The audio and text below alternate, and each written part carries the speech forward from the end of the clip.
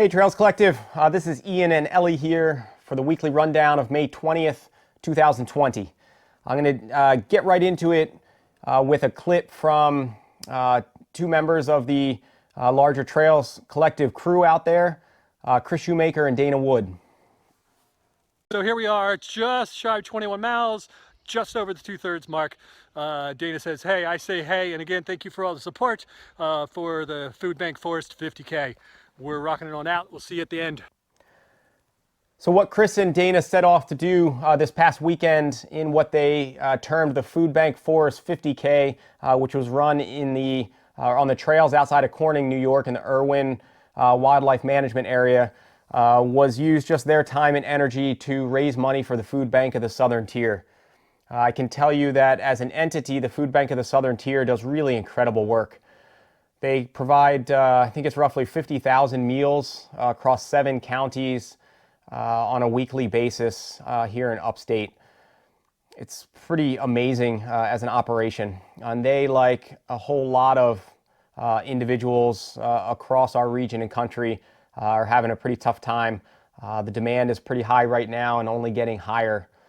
And as of the filming of this rundown, they were within $100 of reaching their $2,000 fundraising goal. And just to put that into real terms and what it means for the food bank's effort, that $100 is enough to provide dinner for a senior in one of our counties for a full year. So that's pretty incredible. So anybody out there, if you have the inclination or the connection to chip into these two fellow trail runners' efforts, that extra $100 to get them over that hump and to reach that goal goes to very real and meaningful work in our communities. I'll plug the link here in the show notes, but you can also just Google Foodbank Forest 50K and you should get to it as well. So Chris and Dana, thanks so much. That's awesome use of time and energy, and thanks for cueing me into it. Let's see, we also last week cued you into Cole Crosby. We've mentioned him a couple times here. He's quite the speedster out of New Jersey. He was setting off to run a trail section in his home state of New Jersey, roughly 75 miles on the D&R Canal Toepath, looking for an FKT there and to try to raise some funds for a COVID relief fund as well. I said that if he could just maybe stay off the main line of the Gatorade in the final miles, that he might just have a chance. Looks like he got pretty close, zeroed in, started feeling the hurt, the pain cave setting in, and turned to McDonald's French fries and Coke.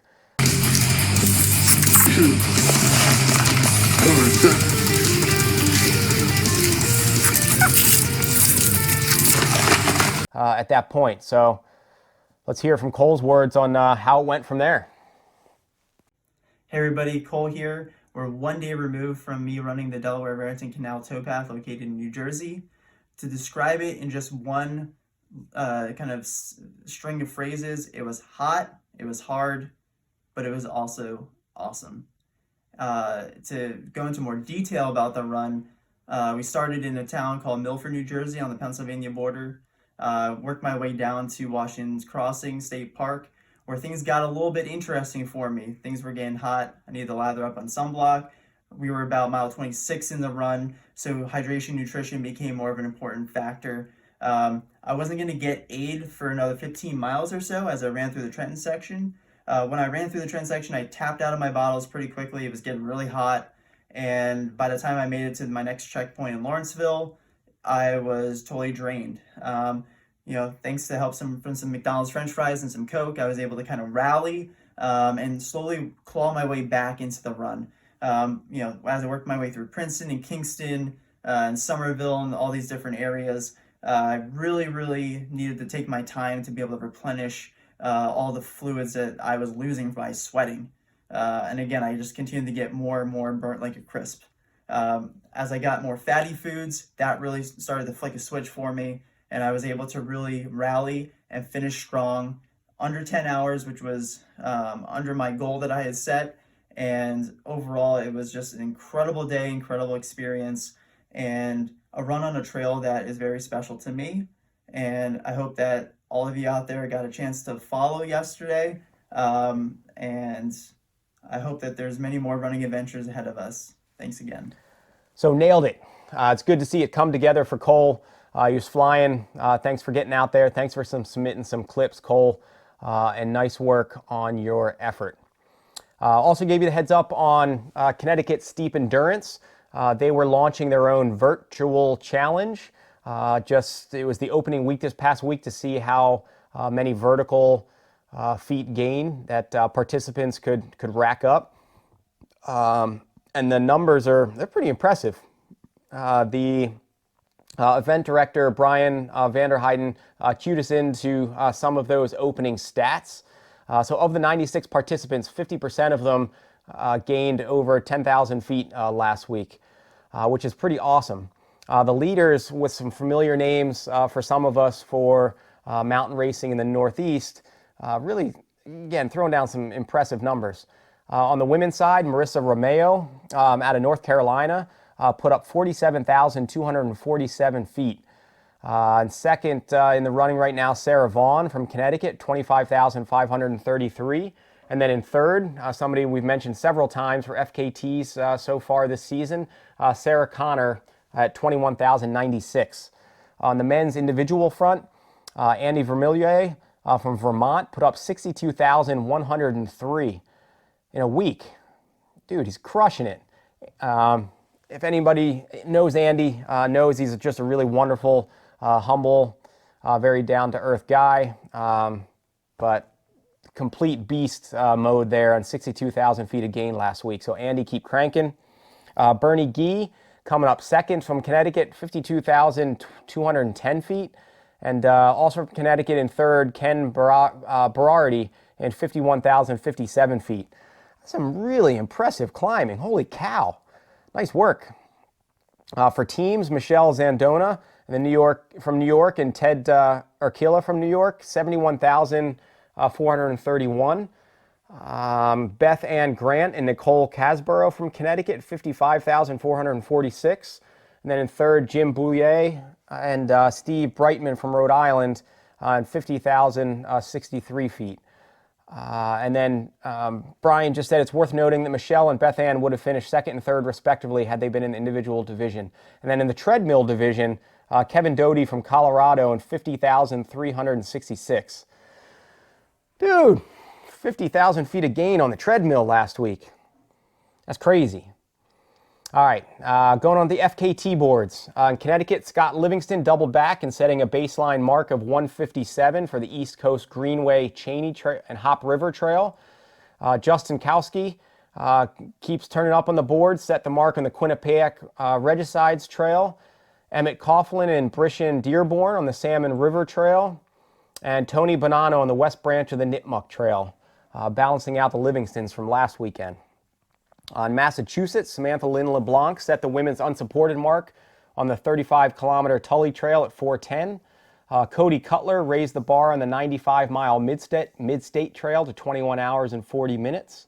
And my MPF RNR teammate, Liam Cregan, threw down a 3:27 mark on the long Seven Sisters 22 route, one which Ben Nephew bills as one of the toughest in New England.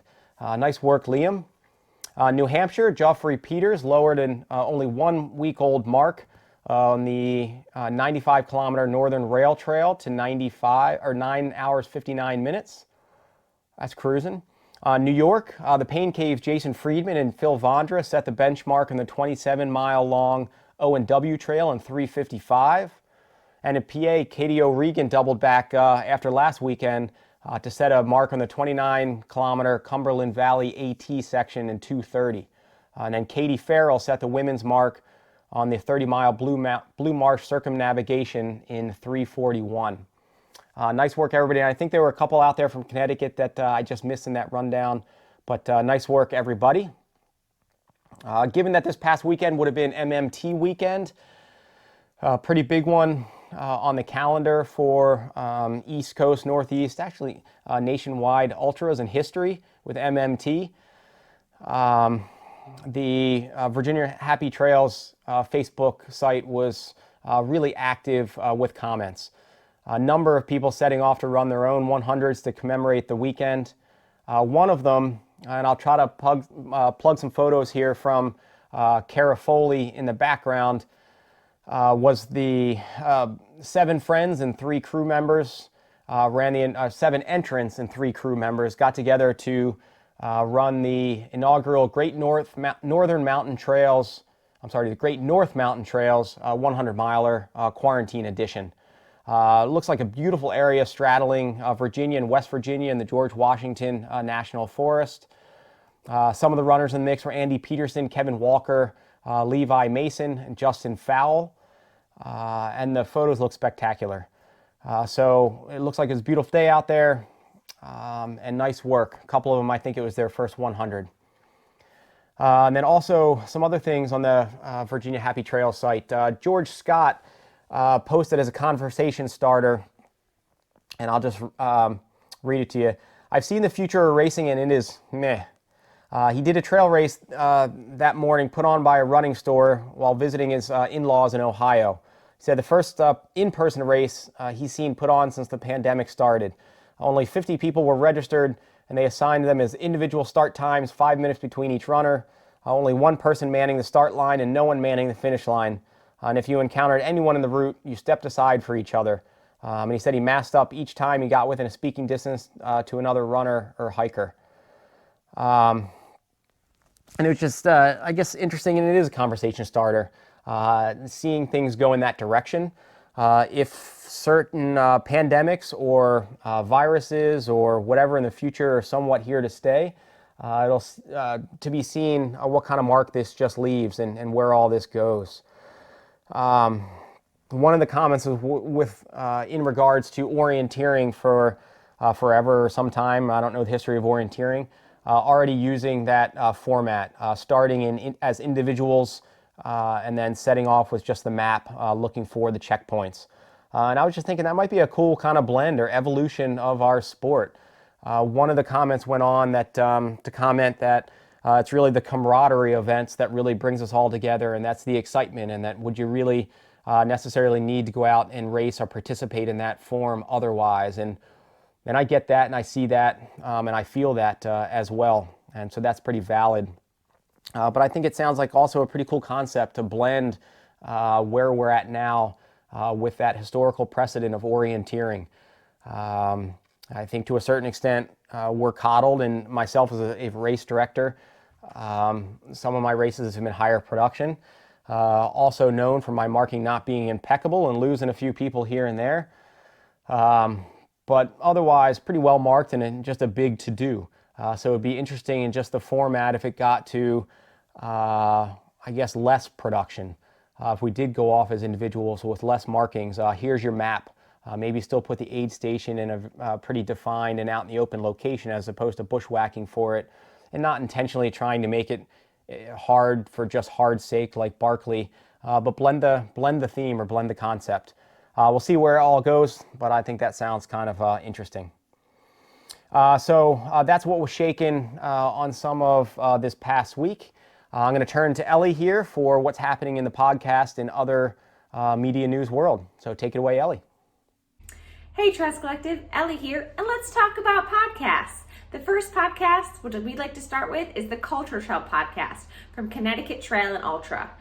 The gang has continued their Culture Personality series in which they highlight members of their Patreon community. The first one was with Bill Odenhall, who routinely runs 170 miles a week and does 12-hour ultra relays, fueling himself with New England diners. The next one was called Running with Autism and the Galacticas, where they talked to Albert Galactan and his more talented wife, Dr. Lana Slaff, and they explore the needs of special learners and exceptional behavior challenges posed by people living on the autism spectrum disorder. Dr. Slaff, the wife, has had routine success at the USATF 50K Road Championship, where she podiumed in her age group. So, great episode, and I learned a lot, even though I'm not on the spectrum. I know, I'm not crazy, but I learned a lot, so tune into those. The Pain Cave put out the Men's Ultra Running Fantasy Draft. Jay sits down with Phil and Rich to select the men's ultra running fantasy teams. I'm surprised Jay let Phil back on with what he did with Laura last weekend, but I think it was more the influence of Big Bad Rich Heffron to keep Phil in line. I enjoyed listening to this as much as the last episode, and it got me thinking about two athletes in particular who I would want on my team, but I don't know if I would necessarily pick them as the best in any particular category. For the women, it was Devin Yanko, and for the men, it was Sage Canaday. Both are solid, incredible athletes because they do so many different things. They are also both unapologetically themselves. They're going to do whatever the hell they want. And they don't really fall into like the fear of missing out or trying to outdo anybody else. They really just do what they want. Sage's platform is built on any surface, any distance. And I really respect that. He just likes doing a lot of things, so he does a lot of things. Hamstrings and heartstrings, Chris and I didn't get to record this past week, so start spamming him because, it wasn't my fault, it was his. He decided he had to remodel his bathroom. Come on, Chris. Running Inside Out, though, Chris's other podcast, did put out a show with Chris and Jeremy from We Run the Desert podcast. It's called Two Pricks in the Desert, and I will let you go listen to the episode to figure out what that means. And they sort of brought the two podcasting worlds together. They nerded out a little bit about podcast gear and how they started a podcast, but it's very similar to Chris's style and format. It's just takes place in Arizona. And it felt nice to bring two sides of the country back together. Of course, in Arizona, in their backyard, they have Jameel and his whole trail running community. And here we have Ian and Eric and the greater Rochester community, the greater Ithaca community. So it's really interesting to tie both sides of the country together. In Trails Collective Media this week, I put out an interview with Laurie Missioner. She's a Massachusetts legend and the outright winner of the Pine Creek Challenge 100, in addition to another couple other 6-hour timed events. Laurie was absolutely delightful. She picked up ultra running after college and has been beating men and winning outright ever since. She came onto my radar from the Massachusetts Ultra website, which you all should check out for great articles and things, because she was cheering up her neighbors while running in costume, which we also have video of that in the interview series, so tune into that. One last thing is last night I was on the Ridge Runners live show. The Ridge Runners are release videos covering the wide world of running in the Southeast Ohio and the East Coast. So while we here at the Trails Collective try to keep it East Coast and the Virginias, the Ridge Runners have all of Ohio, and they also do dabble in the East Coast as well. So it was really fun to talk to Wesley and John. They are two wonderful people.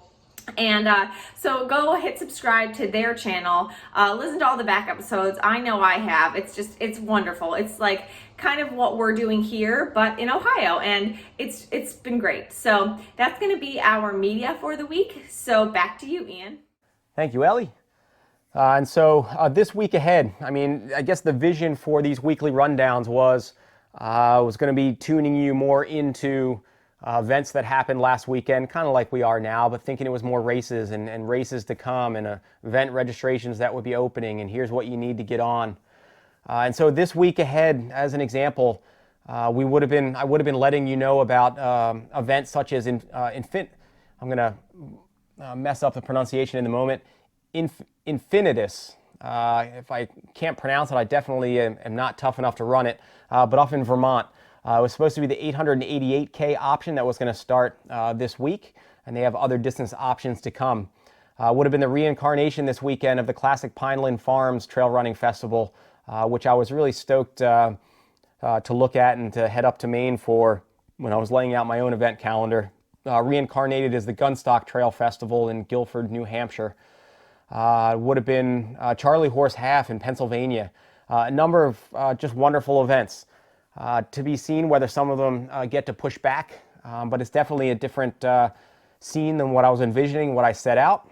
And so hopefully this is of value to you all to be evolving and bringing you what we can. And so it's been kind of cool.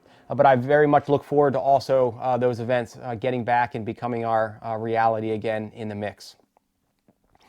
So I think that's what we got for you this week. I'm going to take you out this week with a video sent in from another collective member out there, a solid runner who's made her rounds throughout some tough races in the Northeast and beyond here.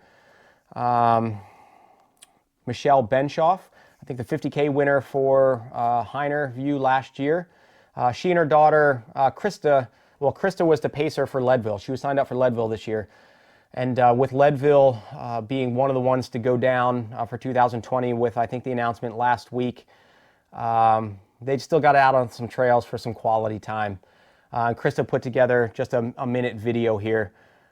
So I'm going to take you out. Thanks so much for Michelle and Krista submitting us a video. I really look forward to getting other submissions each week.